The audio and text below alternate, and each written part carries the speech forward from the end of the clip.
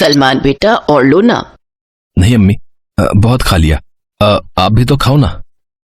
नहीं बेटा, मुझे भूख नहीं है, मैं बाद में खाऊंगी। मुझे तो बहुत भूख लगी है। जो भी नहीं खा रहा है वो मुझे दे दो अपने हिस्से का। क्या बढ़िया सब्जी बनाई है आपने अम्मी, जी करता है आपके हाथ ही खा जाऊं। हाँ ले, खा जा मेरा हाथ, और फिर कल क्या मैं पैरों से खाना बनाऊंगी। रुखसाना की इस बात पर उसके दोनों बेटे जोर जोर से हंसने लगे। रुखसाना के पति का कई साल पहले इंतकाल हो गया था। वो अपने पीछे रुखसाना और दो बेटों सलमान और जीशान को छोड़ गए थे। रुखसाना ने बड़ी मेहनत करके अपने दोनों बच्चों को पढ़ाया लिखाया था। सलमान एक प्राइवेट कंपनी में क्लर्क था और छोटा बेटा जीशान अभी कॉलेज में पढ़ रहा था। खाना हो जाने के बाद रुखसाना ने अपने बड़े बेटे सलमान से कहा, अरे बेटा सलमान। जी अम्मी। वो तेरी गाजियाबाद वाली खाला का फोन आया था। अच्छा शम्मी खाला, क्या कह रही थी? तेरे लिए एक लड़की बताई है उन्होंने। कह रही थी कि उनकी भाभी की लड़की है, बहुत ही समझदार और खूबसूरत है वो। क्या नाम बताया था शम्मी ने उसका? हाँ नज़्मा। अब मैं बोल रही थी कि तुम छुट्टी ले लो एक दिन की, तो जरा लड़की देख आते हैं। ठीक है अम्मी, जैसा आप कहें। वैसे भी बहू आ जाएगी तो आपको राहत मिलेगी, अभी घर का सारा काम आप ही को करना पड़ता है। हाँ, अम्मी का नाम लगा दो। अम्मी को क्या हुआ है, वो तो बिल्कुल दुरुस्त है। आप ही के मन में लड्डू फूट रहे हैं भाभी का नाम सुनकर। हाँ। रुक तो अभी बताता हूं तुझे, बदतमीज कहीं का। आओ आओ, पहले पकड़ के तो दिखाओ भाईजान। ओके अम्मी, बाय। जीशान ने अपना बैग उठाया और सीधा कॉलेज के लिए भाग गया। उसकी इस हरकत से सलमान शर्म से पानी हो गया और रुखसाना जोर जोर से हंसने लगी। अच्छा अम्मी, मैं भी चलता हूँ, लेट हो रहा है। आप बता देना जब भी छुट्टी लेनी हो। हाँ नहीं, ऐसी कोई जल्दी भी नहीं है। अगर तुम कहो तो कुछ साल और रुक जाते हैं। क्या अम्मी आप भी? मैं जा रहा हूं। सलमान शर्मा कर वहां से चला गया और रुखसाना अल्लाह का शुक्र अदा करने लगी। उसने मन ही मन अल्लाह से दुआ मांगी कि उसके घर में ऐसे ही मोहब्बत बनी रहे। फिर कुछ दिन बाद तीनों लोग लड़की वालों के घर गए। पहली ही नजर में नज़्मा सलमान को पसंद आ गई और फिर चटमंगनी और पट निकाह भी हो गया। और फिर अम्मी, मेरी बेल्ट नहीं मिल रही है, कहाँ रख दी? ये लो जीशान, ये रही। अरे वाह, अच्छा भाभी, नाश्ता बन गया क्या? हाँ तैयार है, आप भी लेट हो, जल्दी से आ जाओ। क्या बात है भाभी, यू आर टू गुड। काश मुझे भी आप जैसी कोई लड़की मिल जाए तो जिंदगी संवर जाए मेरी भी। नज़्मा वाकई बहुत ही समझदार और अच्छी लड़की थी। उसने बहुत जल्दी पूरा घर संभाल लिया और सभी उससे बहुत खुश थे। फिर कुछ दिनों के बाद बकरीद आ गई। बेटा सलमान, अल्लाह के करम से सब ठीक ठाक चल रहा है, तो कुर्बानी के बारे में क्या सोचा है?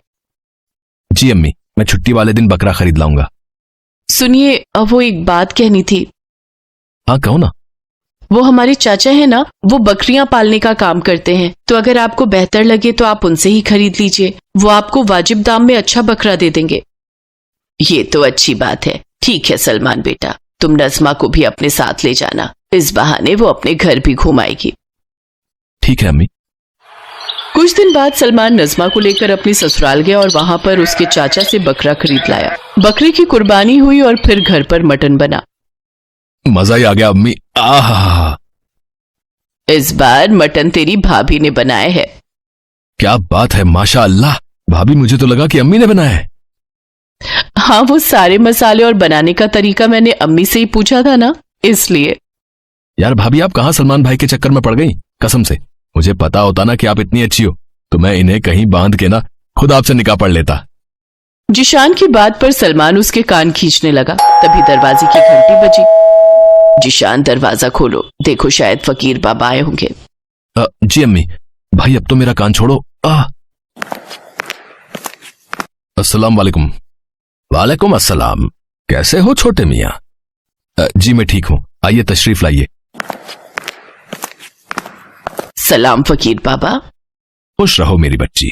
और घर गृहस्थी कैसी चल रही है? सब अल्लाह का करम है बाबा। बहू क्या बेटी आई है, मेरा तो घर संवार दिया है इसने। बहुत अच्छी बात है, अल्लाह का करम बना रहे। रुखसाना के घर जो फकीर बाबा आए थे वो कई सालों से हमेशा बकरीद के दिन ही आते थे और फिर रुखसाना के घर से कुर्बानी के बाद बना गोश्त खाकर जाते थे।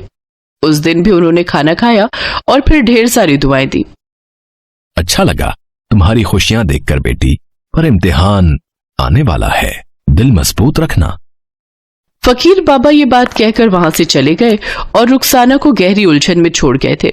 फिर एक दिन नज़मा को जिशान के कमरे की सफाई करते हुए उसके तकिए के नीचे से एक लड़की की फोटो मिली और फिर, जिशान मियाँ, बताएंगे जरा ये कौन सी हूर की फोटो तकिए के नीचे छिपाए बैठे हो? भाभी इधर दो। अरे सुनो ना भाभी, किसी से कुछ कहना नहीं प्लीज। ओ, तो इश्क का चक्कर है? हाँ भाभी, पर मंजिल बड़ी मुश्किल है। क्यों, क्या दिक्कत है? भाभी, उसका नाम इकरा है, बहुत बड़े घर से है वो। प्यार तो हम दोनों करते हैं, मगर शायद उसके घर वाले नहीं मानेंगे। ऐसे कैसे नहीं मानेंगे? हम मनाएंगे उन्हें। जब प्यार किया तो डरना क्या बरखुरदार। नज़मा ने रुखसाना और सलमान से उस लड़की के बारे में बात की। कुछ दिन बाद सभी लोग इकरा के घर जिशान का रिश्ता लेकर गए। इकरा वाकई बहुत अमीर घर से थी, इसीलिए इकरा के अब्बा इस रिश्ते से खुश नहीं थे, लेकिन इकरा की जिद के आगे उन्हें झुकना पड़ा और फिर जिशान और इकरा का निकाह हो गया। अब तो रुखसाना और भी खुश थी, उसका परिवार पूरा हो गया था, लेकिन साथ ही इम्तिहान की घड़ी भी आ गई थी। जिशान, आपके घर काम वाली नहीं है क्या? नहीं तो फिर घर के सारे काम कौन करता है? भाभी और अम्मी मिलकर कर लेती हैं। तो इसका मतलब ये तो नहीं ना कि मुझे भी घर का काम करना पड़ेगा? इकरा, थोड़ी बहुत मदद कर दिया करना। भाभी और अम्मी बहुत अच्छी हैं, वो खुद ही तुमसे ज्यादा काम नहीं करवाएंगी, तुम फिक्र मत करो। इकरा ने जिशान से तो इसके बाद कुछ नहीं कहा, लेकिन उसने वाकई घर के किसी काम को कभी हाथ नहीं लगाया। हालांकि नज़मा और रुखसाना ने कभी इस बात का बुरा भी नहीं माना, लेकिन फिर हद तब पार होने लगी जब इकरा बात बात पर नज़मा को नीचा दिखाने की कोशिश करने लगी। वो बातों बातों में अपने अमीर मायके का बखान करती और नज़मा को नीचा दिखाने की कोशिश करती। हालांकि नज़मा ने कभी उसे कुछ नहीं कहा। इसी तरह पूरा 1 साल बीत गया और एक बार फिर बकरीद नजदीक आ गई। अम्मी, बकरीद आ रही है, बकरा इस बार भी मैं ले आऊं ना? हाँ हाँ, तुम ही ले आना बेटी। रुखसाना और नज़मा की बात सुनकर इकरा को लगा कि उनके घर कुर्बानी के लिए बकरा नज़मा के घर से आता है और उसे ये बात मंजूर नहीं हुई। उसने फौरन अपने अब्बा को फोन लगाकर कहा, अब्बा, पूरे 4 बकरे खरीद कर भेज दीजिए और सुनिए, चारों एकदम तगड़े होने चाहिए। बकरीद पर नज़मा के घर से आए बकरे की कुर्बानी हुई, लेकिन तभी 2 कसाई अपने साथ 4 बकरों का गोश्त लेकर रुखसाना के घर आ गए। या अल्लाह, इतना सारा गोश्त! लीजिए अम्मी, आपकी छोटी बहू ने 4 बकरों की कुर्बानी की है। मोहल्ले में आपकी शान बढ़ गई। अरे, सभी को पता चलना चाहिए कि आपने किस खानदान से रिश्ता जोड़ा है। पर बेटी, इतने गोश्त का हम करेंगे क्या? अब दावत करेंगे और क्या, और अगर फिर भी नहीं निपटा तो फिकवा देंगे। घमंड से चूर इकरा की बातें सुनकर रुखसाना और नज़मा खामोश रह गए। वो दोनों इकरा से बहस नहीं करना चाहते थे। हक अल्लाह। अरे, फकीर बाबा आ गए। सलाम बाबा। खुश रहो बेटी, और सब बढ़िया? जी, आप बैठिए, मैं दस्तरखान लगवाती हूँ। नज़मा ने फकीर बाबा के लिए खाना परोसा। तभी इकरा भी वहां अलग से खाना लेकर आई। सलाम बाबा, इसे भी खाकर देखिए ना, ये मैंने कुर्बानी करवाई है, अब अलग से पूरे 4 बकरों की। बाबा, ये मेरी देवरानी है, इकरा। माशाअल्लाह, खुश रहो बेटी। तो चलो, आज पहले छोटी बहू का बनाया खाना चख कर देखते हैं। जैसे ही फकीर बाबा ने इकरा के खाने का एक निवाला लिया, उसे सूंघा तो फौरन उसे वापस रख दिया। क्या हुआ बाबा? मैं ये नहीं खा सकता, ये जायज कुर्बानी का नहीं है। मतलब? पर ये तो हलाल है। हलाल होगा, पर इसमें से घमंड, जलन और दिखावे की बू आ रही है।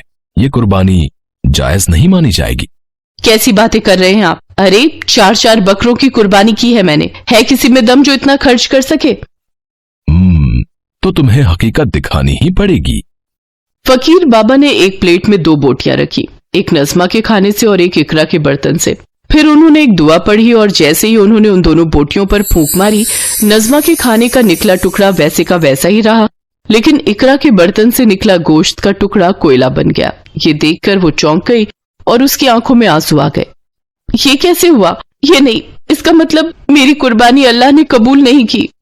नहीं, क्योंकि तुमने जायज कुर्बानी की ही नहीं, लेकिन तुम चाहो तो अब कर सकती हो। अपने घमंड और दिल के मैल को कुर्बान कर दो, तो ये कुर्बानी बिल्कुल जायज होगी। इकरा को फकीर बाबा का इशारा समझ आ गया था। उसने सबसे पहले नज़मा से और फिर रुखसाना से माफी मांगी। इसके बाद से इकरा बिल्कुल बदल गई और नज़मा की तरह बनने की कोशिश करने लगी।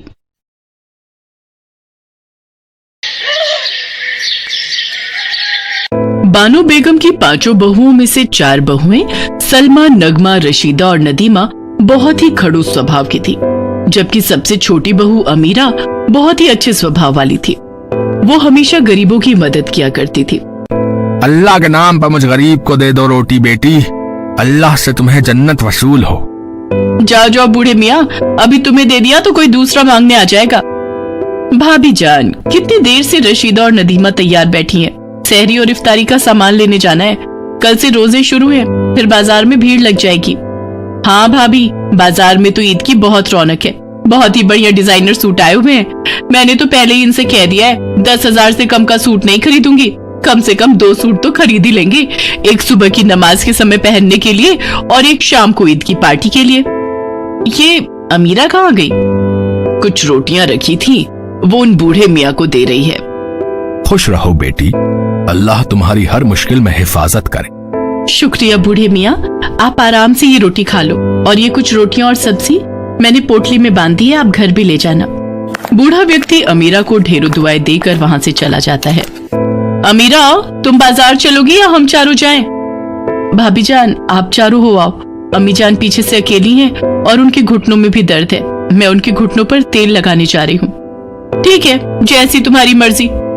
चलो हम चारों बाजार चलते हैं। अमीरा बहू, तुम्हें भी बाजार जाना चाहिए था। तुम अपने लिए भी ईद का कुछ सामान खरीद लाओ। कोई बात नहीं अम्मी जान, मैं फिर किसी दिन चली जाऊंगी। अभी तो ईद को समय है। लाओ, मैं आपके घुटनों की मालिश कर देती हूँ। या अल्लाह, मेरी बहू अमीरा बहुत नेक दिल है। ऐसी बहू अल्लाह सबको दे। अमीरा बहू, ये लो, कुछ रुपए मेरे पास जुड़े हुए हैं, ये गरीबों में कुछ सामान बांट देना। ठीक है अम्मी जान, मैंने भी कुछ सामान खरीदा है। ईद के दिन सब कुछ एक साथ ही बांट आऊंगी, आप भी मेरे साथ चलना। अमीरा बहू, ये चारों इस बात को अभी नहीं समझ रहे हैं। रोजे रखने का असली मकसद तो ये जानती ही नहीं है। हमारे पास अल्लाह का दिया सब कुछ है, पर इन चारों के आ जाने के बाद असलम, अहमद, रहीम और करीम बिल्कुल बदल गए हैं। अल्लाह का शुक्र है कि तुमने मेरे बेटे इकबाल को बदलने नहीं दिया। वो आज भी गरीबों की मदद के लिए सबसे आगे रहता है। अमीरा बहू, इस्लाम के मुताबिक जिस मुसलमान के पास भी इतना पैसा या संपत्ति हो कि वो उसके अपने खर्चे पूरे हो रहे हों और वो किसी की मदद करने की स्थिति में हो, तो वो दान करने का पात्र बन जाता है। जकात के बारे में पैगंबर मोहम्मद ने फरमाया है, जो लोग रमजान के महीने में जकात नहीं देते हैं, उनके रोजे और इबादत कबूल नहीं होती है, बल्कि धरती और जन्नत के बीच में ही रुक जाती है। पर इन्हें ये बात समझ नहीं आ रही। फितरे की रकम भी गरीबों, बेवाओं व यतीमों और सभी जरूरतमंदों को दी जाती है। इन सब के पीछे सोच यही है कि ईद के दिन कोई खाली हाथ ना रहे, क्योंकि ये खुशी का दिन है। अल्लाह ताला ने ईद का त्योहार गरीब और अमीर सभी के लिए बनाया है। गरीबी की वजह से लोगों की खुशी में कमी ना आए, इसलिए अल्लाह ताला ने हर संपन्न मुसलमान पर जकात और फितरा देना फर्ज कर दिया है। पर मजाल है कि आज तक इन चारों ने कभी किसी गरीब बेसहारा को जकात और फितरा दिया हो। ये अल्लाह ताला से डरती नहीं है, इन्हें सिर्फ अपने आप से मतलब है। कहते कहते बानो बेगम उदास हो गई। अमीरा बहू, जब तक इनके अब्बू जिंदा थे, हमारे घर से हर साल जकात और हर ईद पर फितरा निकलता था। हमारे घर में पूरा महीना रोजे के दिनों में गरीबों को जरूरत का सामान दिया जाता था, पर अब ये सब मस्त हो गए हैं। बानो बेगम का चारों बहुओं के कारण मन बहुत खराब था, पर अमीरा उसे उदास नहीं रहने देती। वो उसका पूरा ख्याल रखती है। रोजाना रोजे के दिनों में अमीरा जल्दी उठ जाती और सबके उठने से पहले सहरी का सामान बनाकर तैयार कर देती और पूरे परिवार को खिलाती। पर कभी भी सलमा, नगमा, रशीदा और नदीमा समय पर नहीं उठती थी। वो तो तब उठकर आती जब सारा खाने पीने का सामान अमीरा बना चुकी होती थी। पर अमीरा ने कभी भी किसी से कुछ नहीं कहा। वो खुशी खुशी अपना फर्ज निभाती थी। रोजे के दिनों में अमीरा अपने शौहर इकबाल के साथ रोजाना अनाथ बच्चों, बूढ़ों और बेसहारा लोगों को ढेर सारा सामान बांट कर आती थी। गरीब और अनाथ, बेसहारा, मजबूर सब अमीरा और इकबाल को ढेरों दुआएं देते थे। सुनो जी, ये क्या चल रहा है? घर में जब देखो अमीरा और इकबाल घर के पैसों को मुफ्त में ही बांटते रहते हैं, ऐसे कैसे काम चलेगा? भाभी जान सही कह रही हैं, हम फालतू के खर्चे करते रहेंगे तो अपने लिए कब जोड़ेंगे? इकबाल बस बहुत हो गया, ये रोजाना तुम इतना सामान गरीबों में बांट आते हो। अरे कुछ तो सोचा करो, ऐसे तो फालतू खर्चे और बढ़ते जाएंगे। असलम तेरा दिमाग खराब हो गया है क्या? अरे अल्लाह ताला ने हमें इतना कुछ दिया है, अगर थोड़ा बहुत अमीरा और इकबाल रोजे के दिनों में गरीबों को बांट भी देंगे तो कोई कमी नहीं आ जाएगी, बल्कि बरकत ही पड़ेगी।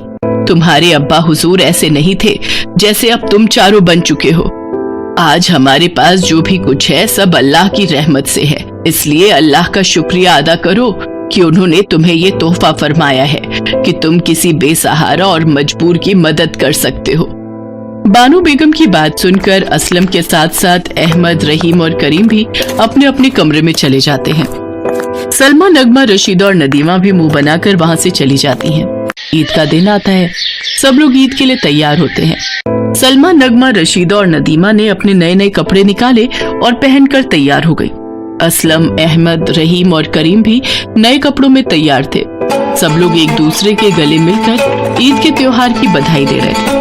अम्मी जान, मैं सोच रही थी बराबर में ही एक अनाथालय है, क्यों ना हम इकबाल के साथ चलकर वहाँ कुछ अनाथ बच्चों के साथ मिलकर ईद मनाएं? छोटे बच्चे बहुत खुश हो जाएंगे। हाँ बहू, ये तो तुमने बहुत अच्छी बात कही है।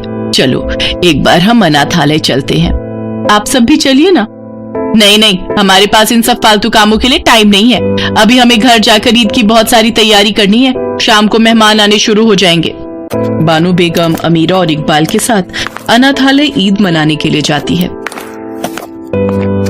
तुम चारों जाकर शाम की पार्टी की तैयारी करो, तब तक हम चारों सामान लेकर घर पहुंचते हैं। असलम, अहमद, रहीम और करीम बाजार निकल जाते हैं और सलमा, नगमा, रशीदा और नदीमा घर चली जाती हैं। भाभी जान, आपने बिल्कुल सही किया। अगर हम अम्मी जान और अमीरा की बातों में आ जाते तो घर आकर इतना बढ़िया बढ़िया पकवान खाने का मौका हाथों से छूट जाता। अब जल्दी जल्दी ये सारे बढ़िया पकवान खा लेते हैं। आप सब भी आ जाओ। बस मैं अभी आई, ये अपना सूट प्रेस कर लूं, फिर शाम को तैयार भी होना है। नदीमा प्रेस का बटन बंद करना भूल जाती है और सब मिलकर खाते पीते गप्पे मारने लगती हैं। तभी प्रेस की तार में से एक चिंगारी निकलती है और आग लग जाती है। धीरे धीरे आग पर्दों तक पहुंच जाती है और देखते ही देखते अचानक से पूरा घर जलने लगता है। बानो बेगम की चारों बहुएं चीख पुकार कर रही थी। घर में आग बढ़ती जा रही थी। कोई बचाओ, या अल्लाह बचाओ। भाभी जान, आग बढ़ती जा रही है, हमारा बचना मुश्किल है। अब तो अल्लाह ही हमें बचा सकते हैं। लगता है हमें अपने किसी गुनाह की सजा मिल रही है, जो आज हम चारों इस आग में फंसे हैं। हमसे कोई तो गुनाह हुआ है। मुझे तो लगता है अल्लाह हमसे नाराज हो गए हैं, हमें उनसे माफी मांगनी चाहिए। या अल्लाह, अगर हमसे कोई भी गुनाह हुआ हो तो हमें माफ कर दो, हमें इस आग से बचा लो। लगातार आग बढ़ती जा रही थी। इतनी देर में बानो बेगम, अमीरा और इकबाल के साथ वहां पहुंच जाती है। इकबाल के चारों भाई भी तब तक आ चुके थे, पर कोई भी अंदर जाने की हिम्मत नहीं कर पाता, क्योंकि आग से पूरा घर झुलस रहा था। फायर ब्रिगेड अभी तक आई नहीं थी। सब लोग देखते हैं अमीरा अल्लाह को याद करके दुआ कर रही है। या अल्लाह, मेरे परिवार को सलामत रखना। मैंने हमेशा अपने परिवार की खुशहाली और सलामती की दुआ की है। आज ईद के पाक दिन हमारे साथ ऐसा होगा मैंने नहीं सोचा था। या अल्लाह, अगर तूने मेरी हर दुआ को सुना है और अगर तुझे लगता है कि मैंने कभी किसी का बुरा नहीं चाहा, तो इसी पल ही आग बुझ जाएगी और सब कुछ पहले जैसा हो जाएगा। मेरे परिवार के गुनाहों को माफ कर दो, हम पर रहम करो, मेरी दुआ कबूल करो। अमीरा की दुआ कबूल हो गई। अल्लाह ने उसकी सुन ली और अचानक आग बुझ गई, मानो कुछ हुआ ही नहीं।